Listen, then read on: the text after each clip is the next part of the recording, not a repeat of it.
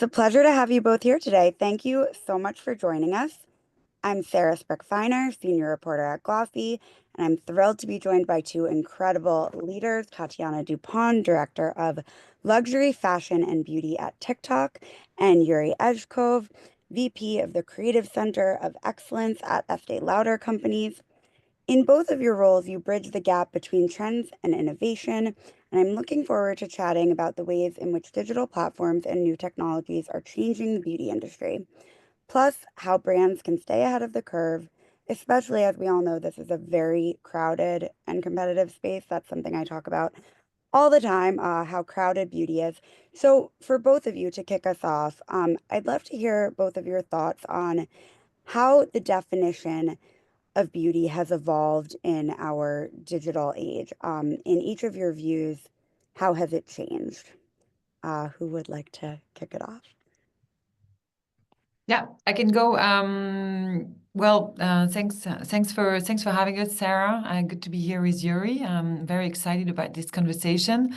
Yeah, I think it's an interesting first question, obviously, to talk about the definition of beauty as we start this chat together. I think it's interesting because beauty, it's always been the definition of beauty. It's always been like a mirror of like contemporary times in general, and of course, as we see like more and more information, and of course like internet and social networks and entertainment platforms, etc., we see that the definition of beauty has become like more and more like inclusive. I find that there's a very strong like willingness to be like more authentic, and I think that impacts beauty a lot. So of course, I guess we'll see what it means for brands and what it means for us at TikTok. But I think what's interesting, it's what we see at TikTok. It's also how like basically content comes. It's more like bottom up than like top to bottom, and I think that contributes highly to what beauty means today. Totally. I get what you mean with that bottom up thing, especially working at TikTok. We see that every day on the platform. Yuri, what about you? First off, thanks for having me. It's great to meet you both. I love this question because having sort of seen this evolution of the industry for like the last 20 plus years, beauty is finally democratized. We have finally moved out of that space where you have that one stunning, beautiful image, and that is what everyone aspires to. Everyone is beautiful, and we finally are in an environment and in a culture where that is good. Like that is awesome. And I think I want to say like platforms like TikTok are really the driving force behind a lot of that change. Our consumers, our end users are always looking like they're always inspired by each other. They're inspired by others. They're inspired by things from around the world. And so things that happen in Asia suddenly influence things that happen in North America. And these trends are moving so fast and they're so effective and they're so impactful. And it's a wonderful time, and I think in the beauty industry. Maybe I'm oversimplifying, but I think fundamentally it's just such a great environment. It's one industry that I'm so happy to be part of. Yeah. No, I love that answer.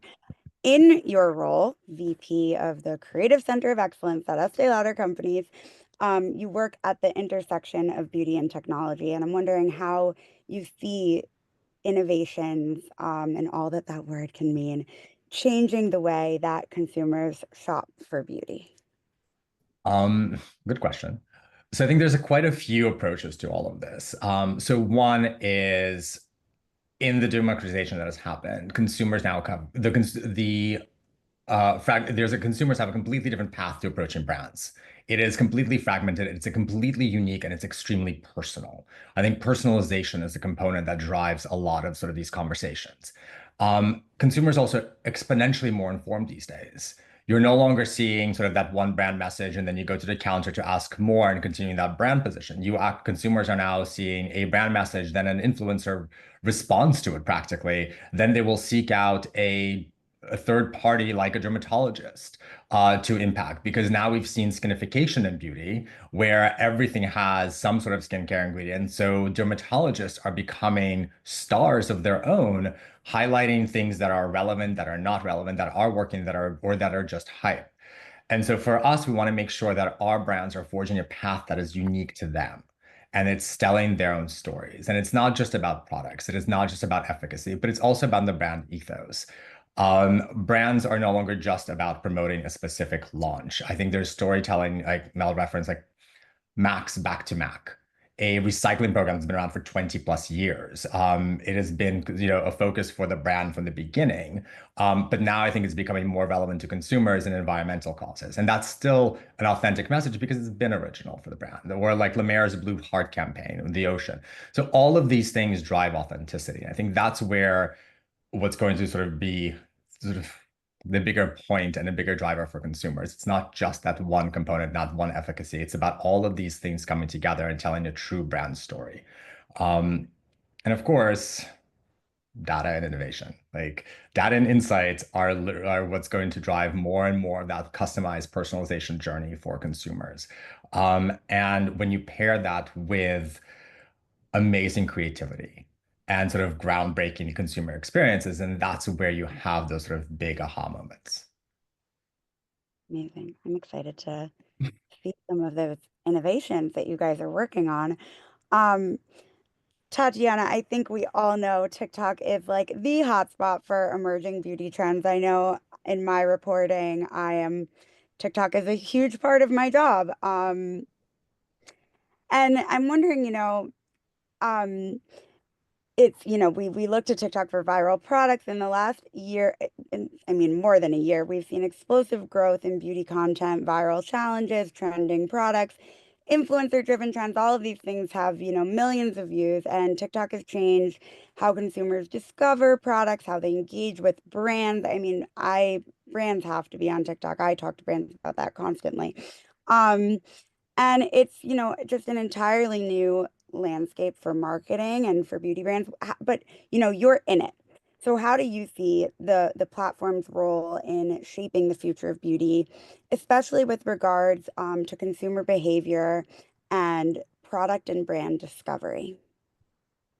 Yeah, but thanks for the question, and I think Yuri, you mentioned like part of the answer in what you just said. I mean, there's no doubt that overall TikTok is like changing the definition of beauty, but it's also very interesting and it makes sense. It's just like the continuation. What's the impact on like business on marketing strategies, and I guess that's the job that we do on a daily basis.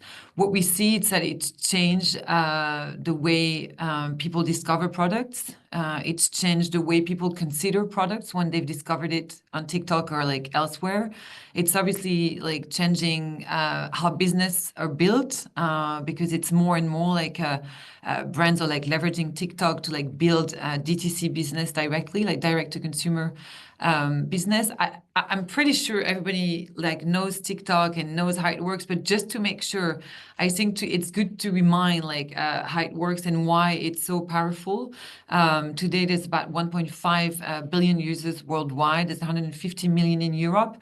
And what's interesting, it's also how it's diversifying. There's now like there's like 70% of the users that are more than 25 years old, and that's thanks to all the content that you will find on TikTok. I think what needs to be what's very important, it's the fact that the way the algorithm works, it's like a content graph. So it's basically based on your interest. And for that reason, if the algorithm thinks it's going to be interesting to this or that user, it will push content to you. And of course, for brands, what it means, it's like it's an amazing like opportunity to be discovered by people who've never heard about your brand, by people who don't know about your brand. But what we see is super interesting. Yuri, you just said the like consumer past, it's very fragmented. Of course, that's true. But what we see is also the role of TikTok and how it's like shortening this consumer past, because people will discover products on TikTok, and then even more interesting, I think, is how like once they've discovered it, they will go on TikTok to check and see like, why should I use this cream or that cream or hair care, this product or that product? And they really heavily rely on what like TikTok creators will say, because they know that there's this notion of like authenticity. And what's interesting, it's like when it's at, it's like content from the brand who like will explain, very much what's in the cream, etc. And then content creators. And what's I think very fascinating is on TikTok in beauty, but also in like a lot of different industries, is how people are becoming like experts. They know a lot about like beauty. They know a lot about fragrance. There's a big movement these days of like people who actually are like creating their own like juice of like fragrance. They know like the difference between any kind of vanilla around the world and how, and what's going to be the impact in the fragrance, etc. So it's really a place where it's going to help you like make a very informed decision when it comes to like being loyal to that brand or this brand. It's a place of validation, and of course for brands, what it means, it's like, how do you work on your like content strategy? What is it that you say? How do you make sure you work with the right type of creators? And how do you connect? How do you have that like emotional connection?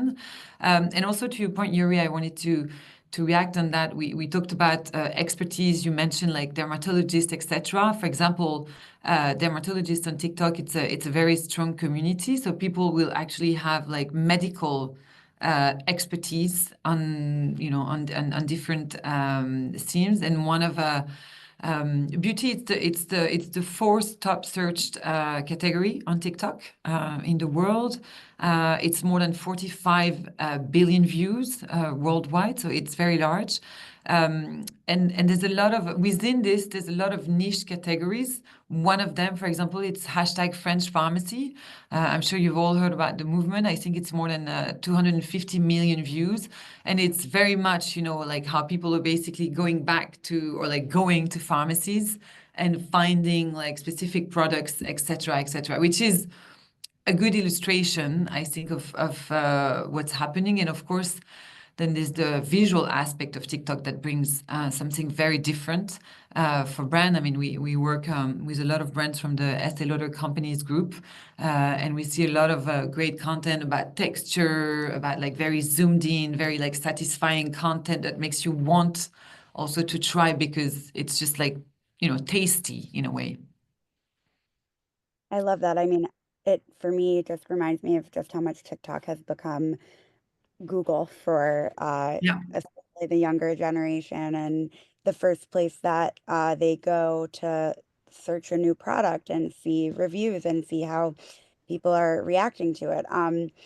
And connects to this overarching theme we're talking about today of innovation and newness and change in our industry. So, Yuri, back to you again. When it does come to brand innovation within our shared beauty space, we want to talk some more about how you see the role of technology, and hopefully turn to you as an expert for some predictions. Are we looking at more AI, personalization, virtual beauty experiences? I mean, I'm seeing a little bit of all of those come through my inbox, pitches and all of that. First off, I love a French pharmacy. Probably some of my best times in Paris have always You're been part of in the the French. 250 million. Exactly. Yeah. And for a moment, you think a moment you're special and different. You're like, you discovered something else. Now with TikTok, everyone can find out all these amazing things. And that's great. Yeah, it goes back to the democratization of beauty, etc. But when it comes to tech, I think one, there's so much innovation. And Sarah, as much as I'd love to give you like a massive prediction, I think with everything that happens on a weekly basis with AI and these new pivots and new surprises, like no one can give you one. Like what we thought was, I think even if you look at the companies that originally like launched with OpenAI, Sam Altman said like, oh, it'll take us a couple of years to get there, and then they got there in 6 months. So I think predictions are questionable at best. I think what organizations, I know what we do at ELC is we focus on our core values. And so that really goes back to our founder, Ms. Estee Lauder, whose focus was a high touch personal experience. And so when we look and explore new technologies, when we experiment new things, we want to make sure that that is an underlying theme through everything. One of the, I know everyone's like these new sort of spaces and everything, but when we look at sort of virtual environments, they're not new. They've been around for the last couple of years. Tmall with their second floor had these beautiful luxury immersive experiences that people experience on their mobile phones.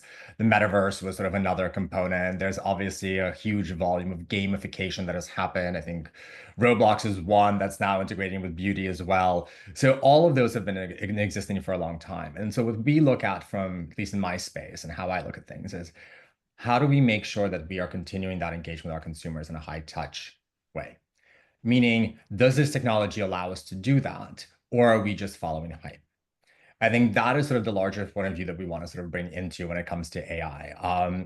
AI has a lot of potential and it has a lot of ability, but it's what is behind it. And I love quoting the Lauder family, like Jane Lauder, who's, beauty is personal and personal is fueled by data. Having that data, and I know Tatiana for TikTok, you definitely have that data. You are able to feed that sort of personalized experience. And so how do we make sure that we are giving the consumers what they actually want? We're meeting them where they are, but also staying true to who we are as an organization. Whether that is something, I guess in a sense, it's also becoming phygital. I think when we start blending that virtual and that reality, because I think in the end, and again, Tatiana, to what you had mentioned, that sort of those videos of textures and those moments, you want to see that. And how do you bring that to the person in the real world? And obviously, you're never going to do that in a virtual environment. So how do you make sure and you give them that journey that inspires them to then go see something else, or like virtual try-ons, et cetera? So I think there's a lot to do with AI. There's a lot of fun stuff coming, but I think ultimately having a solid North Star of high touch experiences is really what sets us apart, in my opinion. I mean, obviously I'm biased, but that's how we're sort of, in a sense, how we're looking for it. Yeah, no, makes perfect sense. And we are, chatting with each of you one by one. Tatiana, I love this question. TikTok, we all know the Get Ready With Me. It has sort of changed the game, changed the industry. They're a cultural phenomenon. How do you think that these real-time, unscripted beauty moments impact consumer relationships with brands and with specific products? Yeah, me too. I love this question. I think it's such an interesting phenomenon to look at, because it's changing and people keep being more and more creative. I mean, TikTok, it's what matters is the creativity. It's not the number of followers. It's the idea that you have and how you're going to say something. And of course, the whole Get Ready With Me. I think that the power of this format, let's say, it's, as you say, it's like the unscripted, because you're not going to script how you're going to, get ready, pretty much. But it, for a long time, it was sometimes done in a very similar way by every creators. And of course, for brands, then comes the question, how do you captivate the attention? How do you make it differently? I think what we're seeing these days, it's very much like the Get Ready With Me. It's become like a story time. And so what's interesting is how you see top TikTok creator. I don't know why I say top, but any most of the TikTok creators are basically getting ready, but they're just talking about something else. So it's very much, I'm sure you've heard about this big, I on purpose don't say trend, because it's not a trend, but it's a big cultural movement around book talk and around the impact that TikTok has had on the publishing industry, because people started, basically saying, I love this book for this or that reason, and reading actual pages on TikTok for long minutes, etc. For example, now you see the cross of people, someone who's getting ready, who has the skincare routine, and at the same time who's going to say, oh, you know what, I'm going to tell you today why this book that I've just read, I found it so interesting. So, and there's even almost less they will show the products, but it's not really about the product. It's about the story that you're saying. I think it's very powerful, because there's a very strong authenticity that of course will help build trust with your community, with the brands that you work with. I think the fact that it's like a real life moment, it's also building a very strong connection, emotional connection. And we know there needs to be love, right, between consumer and a brand. Of course, I think the demonstration of the product, it's super strong, and that's what we were saying earlier. TikTok, it's now a place where you're gonna look for a product, you're gonna search. It's used as a search engine, but it's also a place where you're gonna consider and decide. And of course, the texture of this or that product and how it's going to look. I totally agree with you, Yuri. At some point, you will want probably to go like in store and enjoy like the experience, etc. But it's already like kind of shortening the path, as we say, and helping you like decide. And then I think there's something around the like around the feedback, the feedback that you get very easily.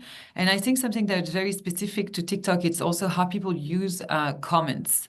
And there's a lot of people on TikTok that are, it's actually more than half of the people that will go to the comment section, and that will help them consider this or that product. And there's a very like close relationship between the creators and like their communities. And I think for brands, and for brands actually, or who write in the comments as well, I think it's very strong. Now, I think what's interesting, and of course, like we've said it, I mean, we have a lot of data, we have numbers, like the beauty presence on TikTok, it keeps on growing. We see different categories growing. I mean, it was for a very long time, of course, makeup, skincare is like, it's become very strong. Hair care is very strong as well. It's becoming more and more niche, like men's skincare, curly hair, acne, etc., etc. I think we're also going into the era of like differentiation between brands, between creators, between products, and how do you make sure that yes, there's personalization, but also how are you going to be your own? And there's one creator I wanted to highlight because I think it's interesting, and it's very TikTok in a way. It's this guy who's called Charlie Besso. I don't know if you know him. He's a TikTok creator, and what he does, it's like get ready without me. So I think it's very interesting because there's an idea to it. So he basically goes in front of the camera. And he has this like, products that he's going to use. And so he say, well, welcome to the session, get ready without me. And then he leaves, and then he comes back and he's ready. I think it's very TikTok because it's basically like surfing on something that's part of the culture, but adding another, like a new idea. And that's what people are looking for, like for a brand or for a creator, etc. I think it's kind of a cool hack to it. Yeah, I love that. I mean, I think that's how people grow on TikTok, is by putting their own spin on things and Yes. becoming known for like a franchise of a sort. Love that. And also maybe, sorry, something I was going to say is like when you saying it's about people who like make it their own. And of course, like the whole Get Ready With Me, it's like there can be like millions of different, because it depends on like the color of your skin, it depends of the texture of your skin, it depends if you have like actual skin problems, etc. And I think there's something very relatable when you watch the video where you're like, well, of course, this product, it's not going to be for me because this is definitely not like the complexion I have in my skin, or my hair are not like this, etc. But so you can like in a very strong way connect with a brand or a product or a creator. I was just watching a TikTok of someone talking about a very buzzy new product, saying she had been searching and searching for it on medium skin tones and wasn't finding it. And it really does show kind of the connection of all of that, how people are Yes.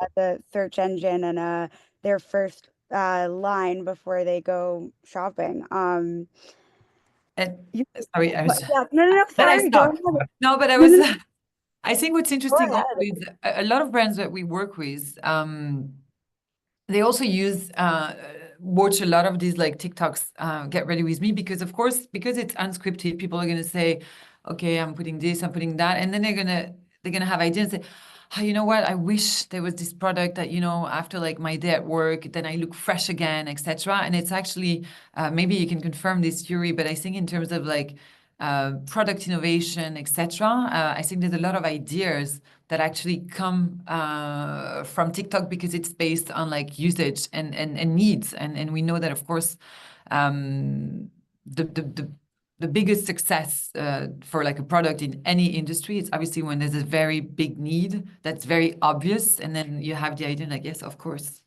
Yeah, no, I completely agree, Tatiana. Like we use TikTok data and like to identify white space and innovation to drive those conversations because we want to meet consumers where they are and answer their needs and not develop products that no one actually wants or is interested in.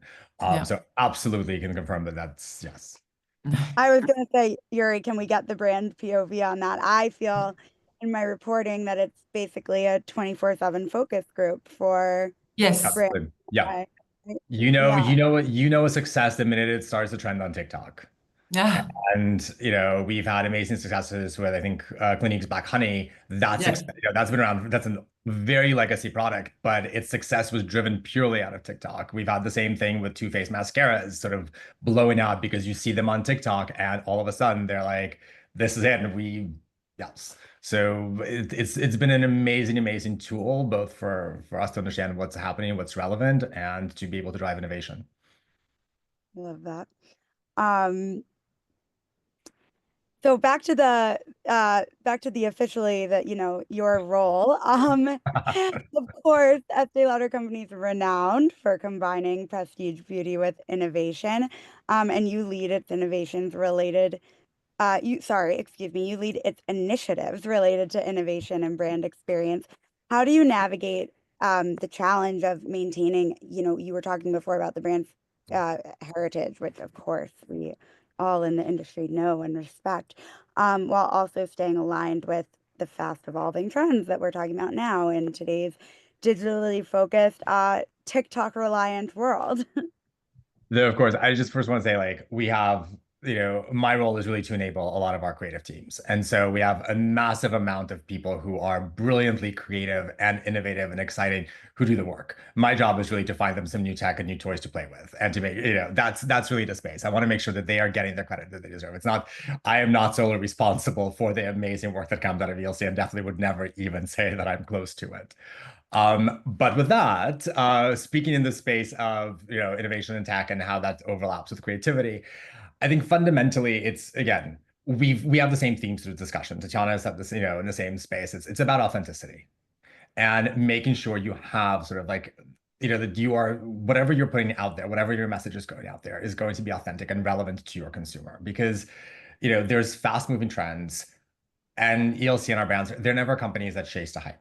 We're not going to be the ones who are trying to be like, oh, I want to be first on this trend, or I want to, or like, follow this trend, or I want to do all of this. We are the ones that want to set it. So for us, it's really going back to the core of our brand and our focus. So when we look at consumers, it's about trust, it's about quality, and it's about craftsmanship. So ELC, as you mentioned, we are renowned for a lot of things, combining prestige beauty with innovation. And we're also renowned for the fact that all of our brands are legacy. We have some young, brands that are resonating with young consumers, but they are legacy brands. They've been around for a long time. And, max 20 plus years now, actually possibly 30. I should know this better. But it's having an evolution on TikTok. I think last fall was with their new foundation. So they're discovering all of these legacy brands have that history that new consumers can tap into, and then have that rich sort of backstory to buy into and understand that these are quality products, they're trusted products, and they have amazing quality ingredients. Where a lot of times conversations in the industry now are around dupes, and so those are things that anyone who is a good storyteller and a salesperson can sell you a product once. And but is that enough to actually come back? And I think we've seen too many stories in the industry where hot new brand launches, hot new product, etc. And all of a sudden it's like, you hear quality issues, you hear product issues, you hear like allergic reactions, you hear all of that. And that's where sort of that legacy and that trust and that story comes back. Because once you lose that consumer trust, it is practically impossible to gain back in our current environment because there's always a startup, there's always a competition, there's always something else, and there's always another brand to go to. I think consumers these days are less about loyalty to blind loyalty to a specific brand. They are experimenting with new things, they're experimenting with new products, they're trying out new things, and sometimes they diverge from their favorite to try out a new trend. And that's great. That's awesome because that helps us learn as an organization and our brands to sort of get better. But then they come back or maybe they don't. And, that means we failed at something. So fundamentally, like it's going back to that authenticity, as long as we're continuously telling our story and our brands are true to themselves, the consumers will find us. And this goes back to, Tatiana, to your TikTok algorithms and how that operates. Because if that's, if it's the right skin tone, if it's the right hair texture, if it's the right skin condition, it will show up. it will find the audience will find themselves. We just need to maintain being true to ourselves because consumers are insanely smart. They're insanely informed, more informed than any generation before.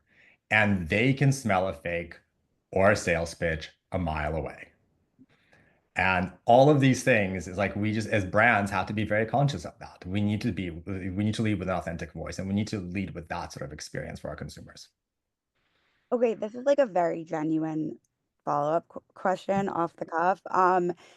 When you say find new toys for them to play with, like, can you give me an example or two of some of those Well, recent? I'll give you a 30,000 foot view. So AI is definitely, we've touched upon that as well. Like we're exploring a lot in how AI can help influence personalization. And I think that is where, what is the role of AI in those spaces? How do we take that data? How do we make experiences hyper personal? We want to be able to make sure that consumers see themselves represented. And that's across the entire scope of nuance and skin tones, texture, hair textures, etc. And we want to make sure that as our consumers are exploring our products, that they're able to understand how that would work for them. Um, there's also some really fun things we can, that I unfortunately cannot talk about.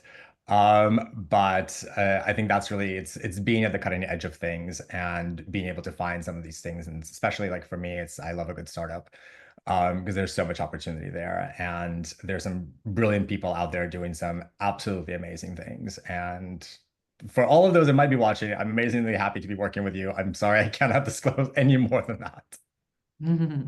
No, I mean, the themes and the things you guys are talking about are things that, come up in my reporting every day, and like so many things that I've literally like there's a full story on the vertical I run at Glossy Pop about the resurgence of Black honey thanks to TikTok. So, and that's just one of like dozens of examples of how the things that we're talking about today have shown up in my work as well, which I only say to say that like these are the resonant themes in our industry today from someone whose inbox reflects quite literally all of it. Yeah. Um, Tatiana, for the past few years, and again, I have been reporting on TikTok's role in beauty for the past 4 years now. TikTok has played a huge role in propelling viral beauty products, sometimes overnight. Um, as I prepared for this panel, I thought about some of the top viral products in 2024, from Rhodes Pocket Blush to K-beauty brand Biodance's collagen overnight sheet masks, which, by the way, between the time that I thought about the viral products in 2024 and today, I then broke the news that Biodance was launching in Sephora, which is just proof positive that, TikTok is, and these viral beauty products are influencing the like you said, 30,000 foot view of the industry. Um, to Glossier Youth fragrance.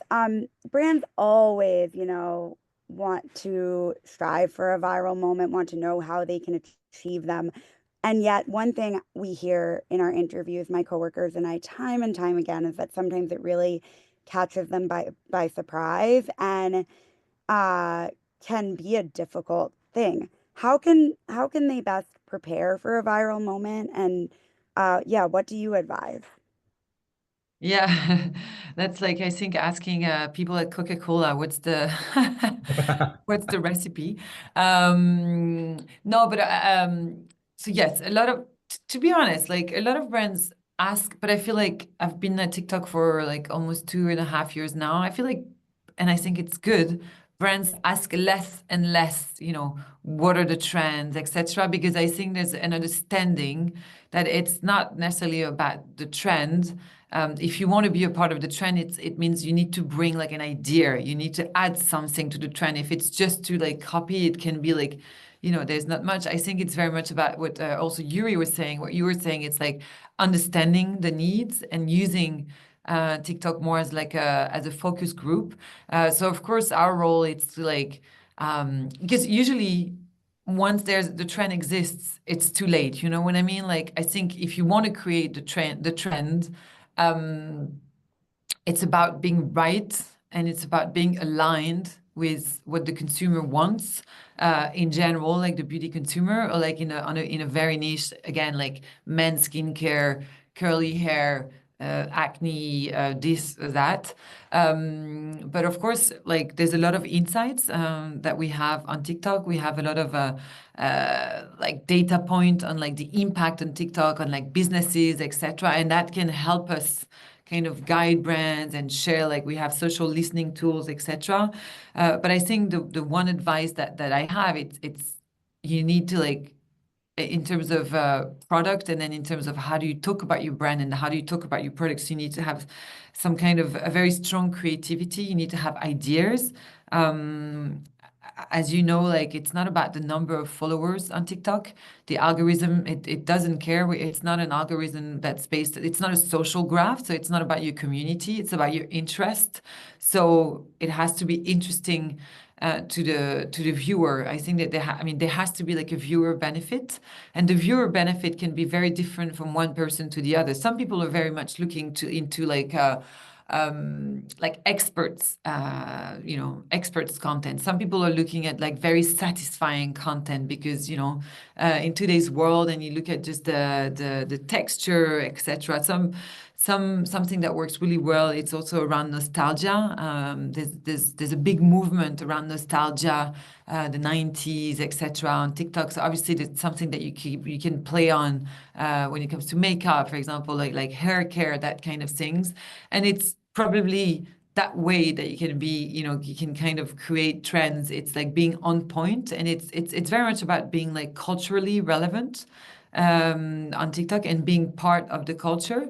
What we find works really well also, it's how do you bring together and how do you collide different world? Like obviously food, sorry, it's very big these days. So how do you have like food and skincare, food and fashion? How do you like bring lifestyle, travel, and all these like different? And of course, a good way of doing that is to work with creators. Being like working with creators, it's also, again, it doesn't mean like you don't pick a creator because of his or her community. You pick the creator because of the talent that person has, and the voice, and whatever he believes or she believes in. And I think it's a very different way of looking at things, and it's very different from what we've known. It's not about having just short content. It's not about having just pretty content, etc. It's about having an idea, and I think that works. It's pretty much, I'm guessing, the same reflection that people have within brands. Like when you create a product, you need to have an idea, right? You're not going to copy what other brands are doing, and that's what you were saying, Yuri. Like you want to be like at the starting point more than the like. It's the same when it comes to like you want to be a part of the trend. Well, creatively, how are you part of the cultural conversation that happens on TikTok, and how do you make sure you tap into these communities, I would say. Amazing. So Yuri, last question for just you. We know that Gen Z and millennials are dominant consumer groups, but we're seeing a rise in skincare and cosmetics, huge rise, from Gen Alpha too. Did a whole podcast where I talked to 3 of them. It was the best day of my life. Launch Metrics recent beauty report shared that they witnessed a 15x year-over-year increase for Gen Alpha related mentions in 2024. How does Estee Lauder approach engaging and managing these different audiences? So I think one, it's to exactly what Tatiana was saying. You need to be at the start of it. If once you find a trend, it's everything else. It's you're done. It's now you're just a follower. So we look at, we go back to, again, the same point. What is our product? Who are the consumers that it's going to speak? And we tell stories that, we used obviously TikTok data to understand what's the important need to our consumers. And we try to tell stories that are authentic and relevant to them.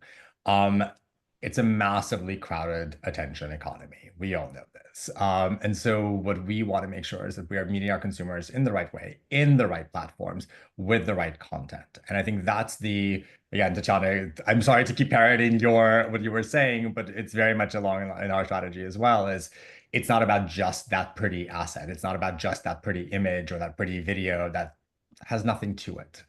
We've all seen them a million and one times. It's about making sure that you have that true connection to the individual. And you're right, Tatiana, picking that talent from a creative perspective that resonates with your brand and you resonate with their talent and their voice and their point of view, and making that has been the bigger success always for brands than it has been for anything else. I think Gen Alpha is an interesting question. It's always a fun one, mainly because thinking back to myself at that age, I did not know if my opinion changed every other day. And I'm pretty sure that's the same thing for Gen Alpha right now, is it's especially with so much more information. So, every single day there's a new thing. There's, I want to try this. It's shiny. It's exciting. It's all of these sort of things. And it's fascinating to watch them develop. And in a world where there is so much information, they have access to so much. We are, as an organization, and again, it's just a learning experience like everyone else. We look at communities, we look at all of the different demographics and what's relevant to them, and try and understand and do better, and talk to them better, and address their concerns and meet them where they are. And it'll be interesting to see how Gen Alpha grows up and what their interests are, because I'm pretty sure they will be very, very different than what we think they're going to be. And I'm sure, TikTok will be the first place we'll start seeing those shifts happen. Yeah, that's really where we're going to move across the board. Yeah. As we wrap things up, and I understand being wary of predictions and don't mean to be repetitive either, but how do you both, so for both of you, see the relationship between beauty and technology evolving in the next, 5 to 10 years? Do you see beauty trends becoming more personalized or community driven? And how do you see innovation driving those changes? Tatiana, you want to take this one first, or shall I? Go. Okay. So I think just through this entire conversation, I think we've all sort of come across the same themes. Authenticity is one huge component of all of those sort of these things. But I think, to me, the way we look at it is community is always going to be a strong driver. And it's not in the sense where, it's the amount of followers someone has. It is the group of people that they belong to. It's the like-minded individuals that they are part of, that share an ethos, share a philosophy, and share a belief. And that's where, what platforms like TikTok allow for people to create. They're allowed to create their sort of virtual community that brings them together from around the world, and to discover their micro communities. And in the inverse context, like when you look at creativity and when you look at product and we look at sort of marketing in that space, you need to sort of be personalized. You need to make sure, does that actual micro community resonate with my product? Do you think we will resonate with them? And then making sure that whatever storytelling we are creating is aligned to the ethos and the philosophies of those communities, and that it's personal to them and it speaks to them in a voice that they understand, that they can relate to, because that's what's going to be true and authentic. If the minute you change obviously we goes back to trust, you lose trust, and then no one ever will look at you again.